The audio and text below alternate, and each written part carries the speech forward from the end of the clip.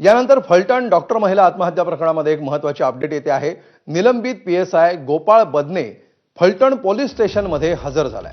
महिला डॉक्टरचं सुसाईड नोटमध्ये गोपाळ बदनेवर गंभीर आरोप करण्यात आलेले आहेत। बलात्कार केल्याचा आरोप आहे आणि या प्रकरणातला मुख्य आरोपी तो आहे, प्रथम आरोपी आहे, जो गेल्या काही दिवसांपासून पोलिसांना गुंगारा देत होता। अखेर हा आरोपी पीएसआय गोपाळ बदने फलटण पोलीस स्टेशनमध्ये हजर झालाय।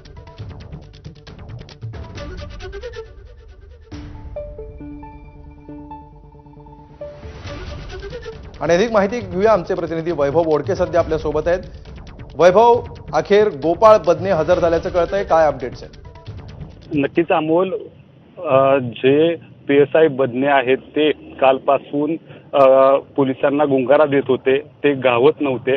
आता मात्र ते स्वतःहून फलटण शहर पोलीस ठाण्यामध्ये ते तालुका पोलीस ठाण्यामध्ये हजर झाल्याचं देखील आपल्याला एकंदरीत पाहायला मिळते।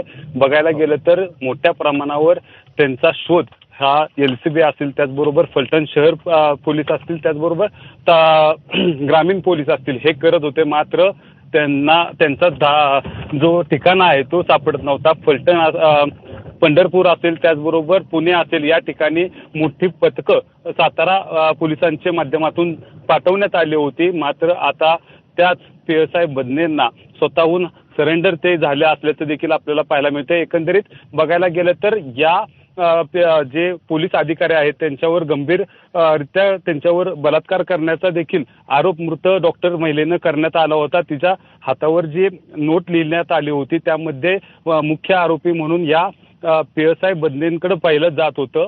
आता ते स्वतःहून फलटण शहर पोलीस ठाण्यामध्ये हजर झाल्याचं देखील आपल्याला एकंदरीत पाहायला मिळते। अमोल, निश्चित धन्यवाद वैभव या सविस्तर माहितीबद्दल।